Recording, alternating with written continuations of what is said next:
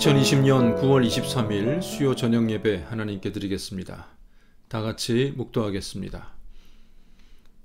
하나님 아버지, 은혜를 감사드립니다. 주의 백성들이 한 마음으로 예배를 드릴 때에 아버지 하나님 기뻐 받아 주시옵소서. 우리 가운데 성령 충만한 은혜로 베풀어 주시고 하나님의 사랑을 깨닫고 온전한 예배로 나아갈 수 있는 이 시간 이 자리가 되게 하여 주시옵소서. 감사드리며 예수님의 이름으로 기도드립니다. 아멘. 찬송가 303장 부르시겠습니다.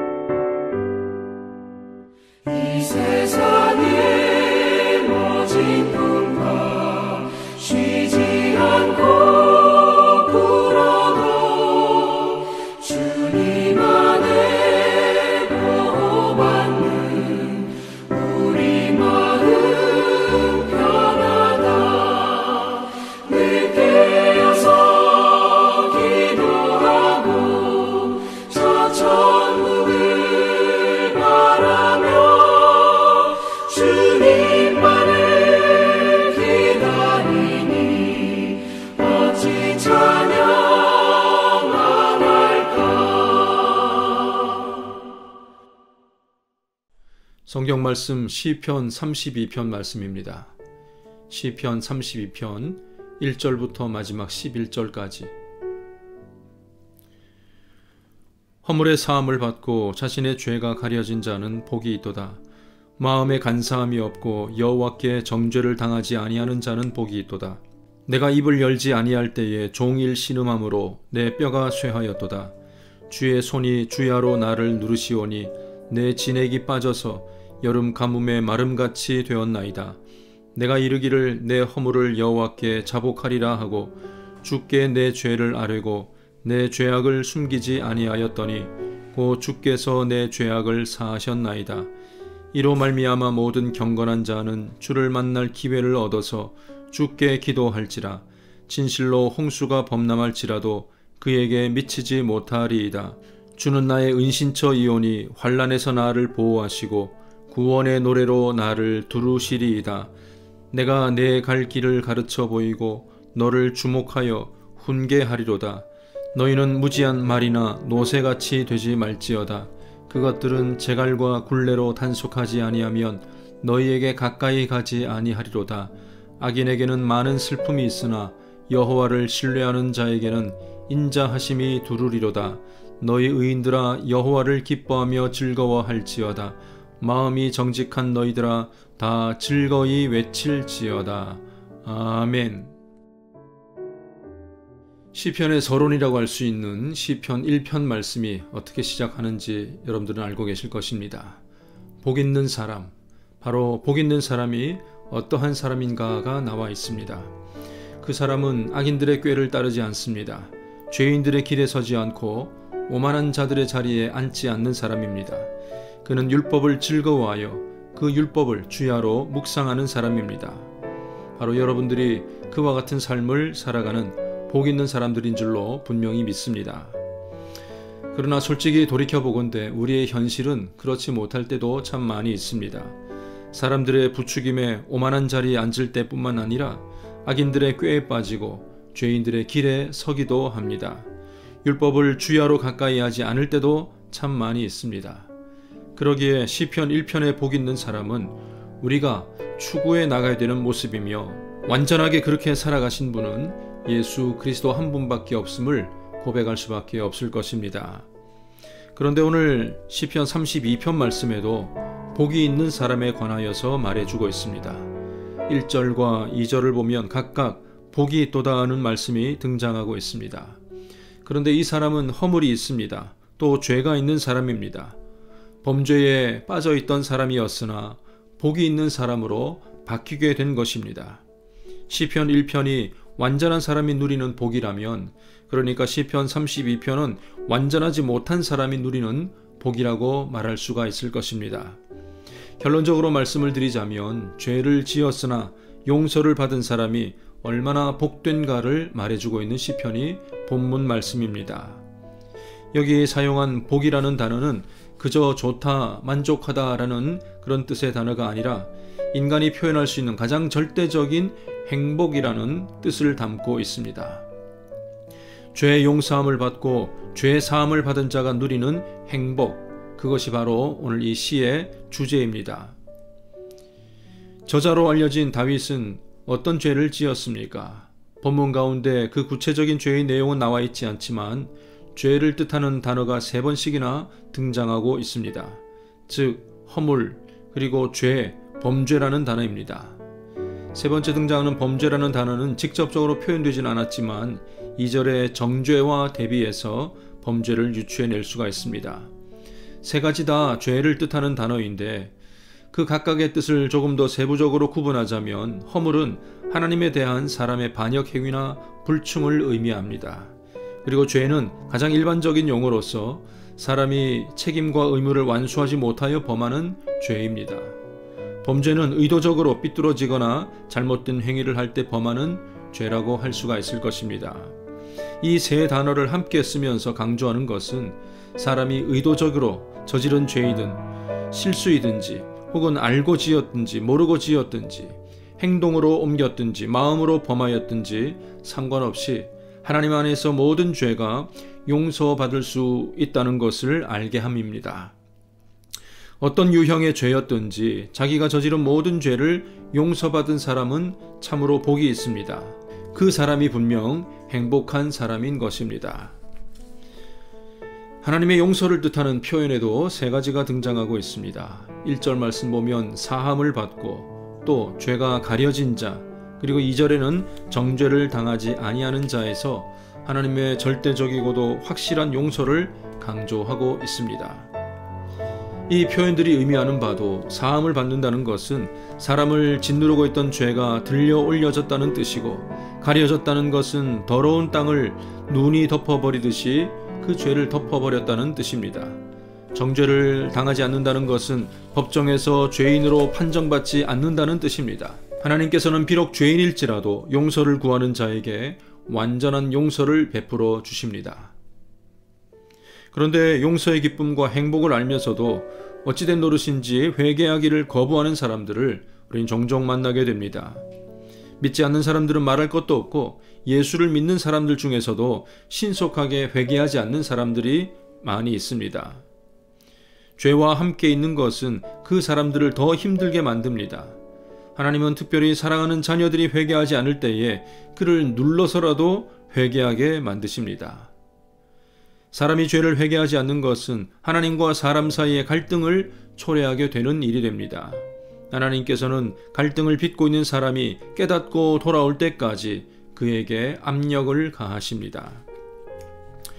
흔히 우리가 무슨 잘못을 하고 난 뒤에 사고를 당하고 어려움을 당하게 되면 하나님께 벌을 받는구나 라고 생각할 때가 많이 있습니다.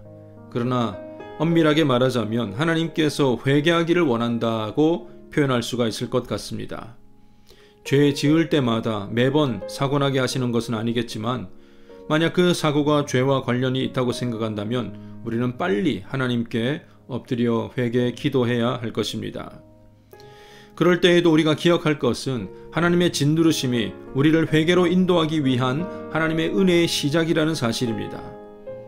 하나님이 진노르시는데도 계속 회개하기를 거부하는 것은 스스로 고통을 자처하는 일이 되고 맙니다. 4절 말씀, 주의 손이 주야로 나를 누르시오니 내 진액이 빠져서 여름 가뭄에 마름같이 되었나이다. 하나님이 회개하지 않는 사람을 추궁하시는 것은 사람을 매우 힘들게 하는 그런 경험입니다. 그러나 그는 복이 있는 사람입니다. 하나님이 사랑하시기 때문에 죄를 지은 그를 가만히 버려두지 않으시는 것이기 때문입니다. 잠언서 3장 11절과 12절 말씀 보면 내 아들아 여호와의 징계를 경히 여기지 말라. 그 꾸지람을 싫어하지 말라. 대저 여호와는 그 사랑하시는 자를 징계하시기를 마치 아비가 그 기뻐하는 아들을 징계함같이 하시느라. 마치 아비가 그 기뻐하는 아들을 징계함같이 하신다라고 말씀하고 있습니다. 하나님의 사인이 있을 때에 용서받는 길은 간단합니다. 자신의 죄를 자복하는 것입니다. 5절 말씀에 나오듯이 내가 이르기를 내 허물을 여호와께 자복하리라 하고 주께 내 죄를 아뢰고 내 죄악을 숨기지 아니하였더니 곧 주께서 내 죄악을 사하셨나이다. 하나님은 우리가 죄를 자복할 때에 용서해 주십니다. 죄를 고백하자 그동안 그가 겪었던 고통이 모두 해결됩니다. 1절과 2절에서 죄에 대한 세 가지 단어들, 즉 허물, 죄, 범죄가 등장했듯이 회개에 관련된 단어도 5절에 세 가지로 기록하고 있습니다. 자복하다, 아뢰다, 또 숨기지 않는다. 잘못된 것을 바로잡기 위해 철저히 회개했다는 것을 강조하고 있는 것입니다. 저자가 회개하자마자 하나님께서는 마치 기다렸다는 듯이 회개한 그를 용서해 주셨습니다. 이처럼 회개를 통해 하나님의 놀라운 용서의 은혜를 체험한 저자는 모든 경건한 사람에게 하나님께 기도하라고 권면하고 있습니다. 죄 사함의 기쁨을 누린 사람이 반드시 해야 되는 그런 행동이기도 합니다. 그런데 우리가 주의 깊게 알아야 될 것은 이 권면의 대상이 세상 사람들이 아니라 모든 경건한 사람들이라는 사실입니다. 세상 사람들은 죄가 아무리 많아도 회개의 필요성을 느끼지 못합니다. 그들은 죄로 인해 이미 심령이 훼손되어 있기 때문입니다. 오직 하나님의 백성들만 회개의 필요성을 인식합니다. 경건한 사람들이라도 범죄하였거든 신속하게 회개해야 된다는 그런 권고의 말씀입니다. 주를 만날 기회를 얻을 때에 주저하지 않고 회개의 기도를 드리라고 하고 있습니다. 주의 자녀가 어려움을 당할 때에 하나님께 기도하면 주님은 고난이 홍수처럼 밀어닥친다 해도 전혀 염려할 필요가 없도록 우리를 보호해 주실 것입니다. 하나님은 회개하는 자의 은신처이시고 보호자 되시며 또 구원의 노래를 부를 수 있도록 해 주시는 분이십니다. 8절부터는 회개하는 자에게 주시는 하나님의 직접적인 음성들인데 회개하는 자에게 하나님은 세 가지를 약속해 주십니다. 그 첫 번째는 내가 내 갈 길을 가르쳐 주시겠다는 약속이고 두 번째는 내가 너를 주목하리라는 약속입니다. 세 번째 약속은 내가 너를 훈계하겠다는 약속의 말씀입니다. 하나님께서는 부모가 자식을 양육하듯이 자기 백성을 가르치고 훈련하실 것입니다. 하나님께서는 구원을 바라고 회개하는 자들을 자녀로 대하여 주십니다. 반면에 하나님께 회개하기를 거부하고 양육받기를 싫어하는 자들의 모습을 통제가 힘든 짐승들로 표현하고 있습니다. 그들은 자녀가 아니라 입에 재갈을 물려야 하면 통제가 가능한 말이나 노새와도 같다라고 시인은 고백합니다. 어릴 적에 외갓집에서 저도 소를 먹여본 적이 있습니다. 집집마다 소 한 마리씩은 키우던 시절입니다. 그런데 덩치는 3배, 4배 더 큰 짐승이 어린아이가 끌고 갔는데도 따라오는 것은 다 이유가 있어서였습니다. 바로 콧뚜레 때문이었습니다. 한 번은 송아지에게 콧뚜레를 하는 것을 봤는데 참으로 끔찍한 장면이었습니다. 그것이 그 코를 괴롭게 하니까 줄을 잡아당기면 아프니까 짐승은 따라오게 되는 것입니다. 제갈과 굴레를 억지로 잡아당겨서 가는 길에 무슨 행복이 있겠습니까? 그 사람에게는 교회 생활이 고달픈 것이고 헌신 봉사하는 것도 괴로운 일이 되고 마는 것입니다. 이제 결론부입니다. 10절 말씀 보면 악인에게는 많은 슬픔이 있다. 자기가 원하는 길로 가려고 했던 악인들은 결코 행복하지가 않습니다. 그러나 여호와를 신뢰하는 자에게는 인자하심이 두르게 될 것이다 라고 말하고 있습니다. 하나님의 뜻에 자신의 마음을 맞추고 따라가는 사람에게는 참된 행복과 기쁨이 가득하게 될 것입니다. 그들의 삶에는 11절의 고백이 이어지게 될 것인데 너희 의인들아 여호와를 기뻐하며 즐거워할지어다. 마음이 정직한 너희들아 다 즐거이 외칠지어다. 사랑하는 성도 여러분, 우리는 우리의 죄가 어떤 것이었고 그 죄를 어떻게 용서받게 되었는지를 알고 있습니다. 그러기에 더 이상 죄를 짓지 않고 온전한 모습으로 살아가도록 노력해야 할 것입니다. 그럼에도 불구하고 또다시 실수하고 범죄하고 하나님의 뜻에 반대되는 행동을 하였거든 또다시 회개 기도할 수 있는 저와 여러분들이 되어야 할 것입니다. 하나님 앞에 버티지 마시기 바랍니다. 맞서지 마시기 바랍니다. 모른 척하지 말기를 바랍니다. 신속하게 엎드리는 자가 참된 용서를 누리게 될 것이며 참으로 복된 인생인 줄로 분명히 믿습니다. 기도하겠습니다. 하나님 아버지, 은혜를 감사드립니다. 우리가 주의 뜻대로 걸어가고 살아가길 원하지만 때때로 실수하고 좌절하고 또 실패한 경우가 얼마나 많이 있습니까? 바로 그때에도 하나님이 주신 기회가 있사오니 엎드려 회개하며 하나님의 놀라운 복을 다시 한번 경험할 수 있는 복 있는 사람들이 다 될 수 있도록 주님께서 도와주시옵소서. 우리의 입술을 열어서 우리의 잘못을 아뢰고 또 하나님께 힘달라고 날마다 기도하고 간구하는 우리 모든 성도들이 되어서 흔들리지 않는 믿음 생활 잘 감당케 하여 주시옵소서. 감사드리며 예수님의 이름으로 기도드립니다. 아멘. 교회 소식을 알려드립니다. 코로나19로 인하여서 계속적으로 우리가 영상으로 비대면 예배를 드릴 수밖에 없는 상황입니다. 그러나 각자 처한 자리에서 믿음 생활 잘 감당하시고 이 모든 상황들이 속히 회복될 수 있도록 간구할 수 있는 그런 기회로 삼아 주시기를 바랍니다. 모든 일들이 잘 이렇게 큰 변화를 겪고 있는데 특히 마더와이즈도 이제 10월달 진행하면서 우리 영상으로 한번 가져보고자 합니다. 우리 대원교 속한 여성도들은 신청해 주시고 영상으로 진행되는 이 회복 사기 과정에 다 참여해 주시기를 바랍니다. 이번 105회 대한예수교 장로회 총회도 비대면 영상으로 21일 월요일 하루 동안 진행을 하였습니다. 잘 마치게 해주신 하나님께 감사와 영광을 돌립니다. 입원 중에 계신 우리 성도들을 위해서 또 주변에 계신 우리 많은 성도들과 이웃들을 위해서도 날마다 간구하는 우리 모든 성도님들 다 되시기를 바랍니다. 찬송가 408장 부르시겠습니다.